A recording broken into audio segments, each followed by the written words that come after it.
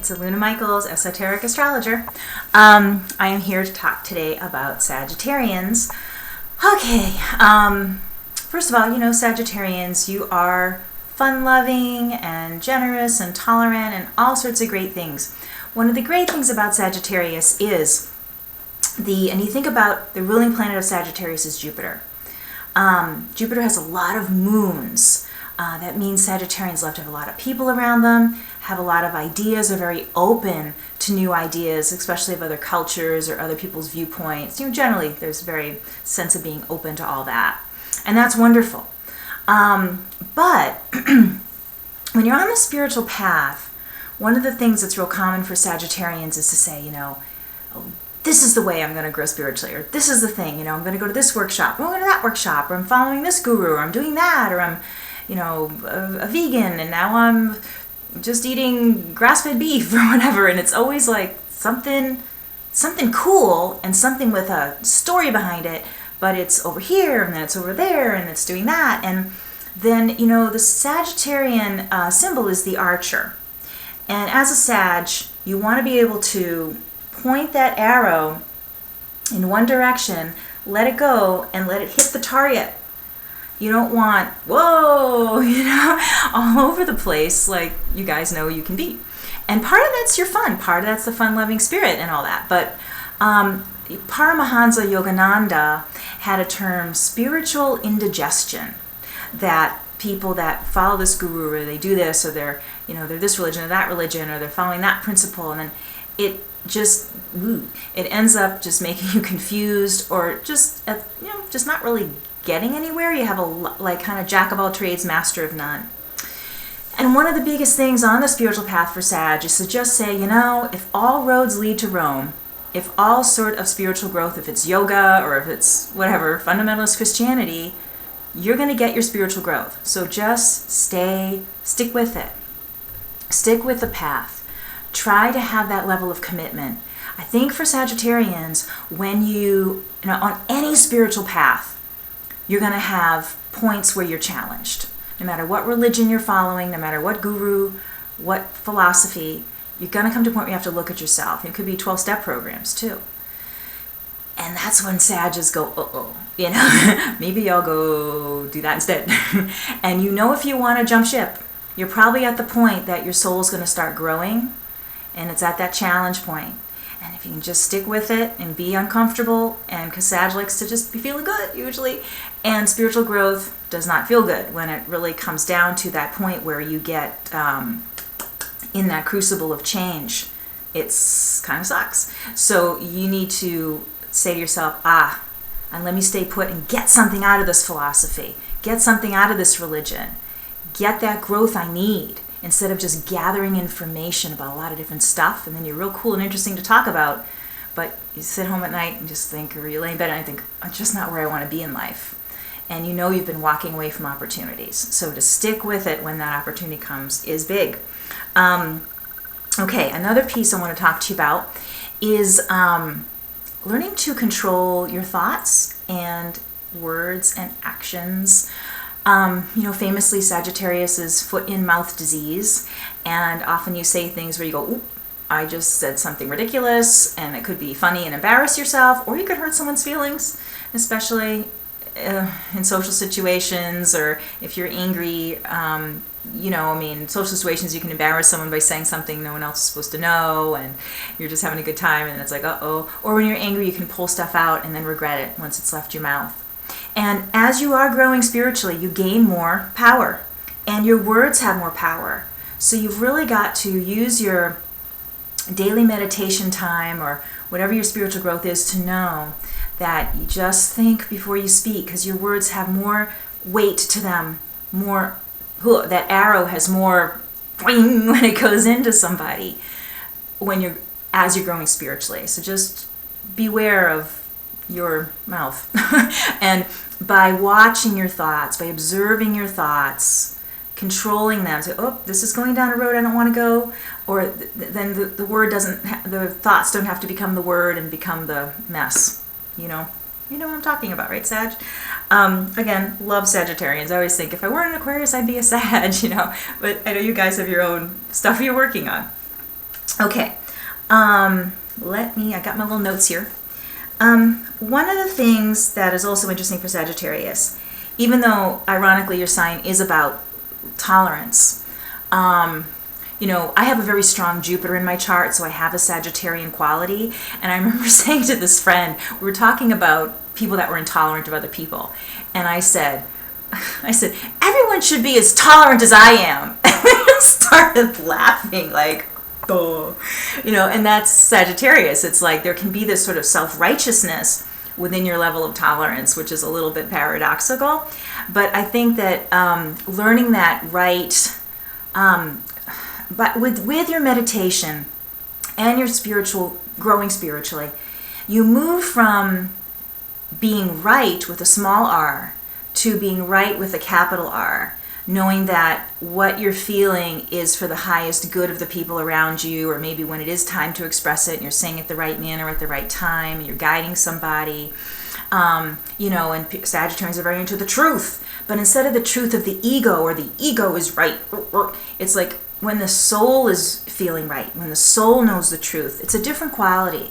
There isn't some blowhard aspect to it, or there's not this wanting to take someone down or one up somebody, and that's a fine line, because you get more intense, and it's like get more intense intuition. It's like, okay, is this my ego or is this my soul guiding me here? Is this, it's that another Sag lesson is that right use of the judgment that you're getting, that clarity, making sure it's not the ego taking advantage of the clarity, if you get what I mean.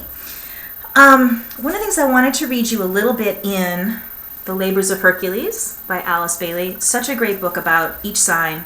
It's a little overwhelming sometimes. If you are reading that book and I've suggested it to you and you have questions, please contact me through my website or send an email, and I could help you maybe make sense of some stuff. But one thing here, this is interesting about watching your thoughts, that Alice Bailey says, the moment we no longer set up wrong relations with people by the things we say that should not have been said, the moment we stop thinking things about people that we should not think, little by little, those ties that hold us to reincarnation are severed and we are freed. So they're saying that you don't set up as much karma. If you're not gossiping, that's a big thing for Sag, or again, letting these negative thoughts flow in your mind about others, or the words flowing out. You are controlling that. You become more in control of your spiritual growth at that point. And she also says, the Sag can ask themselves, am I going to tie myself to humanity by service or by love? But I am not going to tie myself by critical thought, self-pitying thoughts, by gossip, or by words that I should not say. So it's interesting about are you serving humanity through your love, or are you kind of chained in karmically through the negative words? And there was one more thing I wanted to read to you about that. It might have been it. That might have been the one I wanted. Let's see. Oh, yes. Again, about the thought that when we Sagittarians demonstrate our ability to rightly use the arrows of thought, this is the great test. And so watching the thoughts, and part of watching the thoughts is, again, that excitement about the new thing instead of staying with the thing that's starting to help you grow. Let me see what else I want to think about here with Sagittarius. Something for Sagittarians, they naturally resonate with definitely other cultures, other religions, and I'm not saying not follow the religion, some other culture or whatever, because you often can be drawn to that or even have had a past life in that existence, and that's very important to you. And I'm also not saying to not let yourself grow, and sometimes as you grow as a soul, you do take a deeper course of spiritual growth, but as a Sag, the jumping from thing to thing sort of, how that difference is. If your soul's calling you to go to a deeper path or a different path versus, this is boring, I'm going over here. But one big thing for Sag is animals. And sometimes a lot of Sagittarians have had visions of an animal totem, kind of like a Native American idea. And sometimes meditating about that creature can be a symbol for you of how to conduct yourself, whatever that might be. A lion for the courage, or a dog about loyalty, or something like this. But a lot of times Sagittarians are interested in that. And if you do have some dreams, repeated dreams of animals, or have a draw, there's a book called, Ted Andrews, is it Animal Spirit or something? I think it's called Animal Spirit, Animal Speak? I'm sorry, I think it's Ted Andrews. But a lot of Sagittarians have that kind of feeling, and that's a wonderful book I'm sure it's Ted Andrews, but it has a wonderful message in there about each of these creatures. I also think for some Sagittarians, the humor can hide a lot of self-criticism as well. And so when we're talking about watching the thoughts, you want to watch the poking at yourself and the perfectionism some Sagittarians can get into. There's the skating over the surface defense mechanism of Sag, but then there's also that perfectionistic one. And my final note here would be the esoteric motto of Sagittarius. I see the goal, I reach the goal and see another. And that's the thing about, you point your arrow and you go to the goal. And then meditation, focus the thoughts, always focus the arrow, and then you aspire to get to the next, and you take the steps to get to the next. And the last thing too with that is walking that talk is big, just as big as it can be for Geminis too, is having the courage to follow through on those goals, and not just be an armchair spiritual person, but I really did it. I really went through when it was hard. I really faced myself. I really meditated when it was boring. I really followed my intuition when it made other people be unhappy with me for some reason, So that's the thing about knowing your own truth. And I did have one last thing I wanted to read in here about the inner, where is that?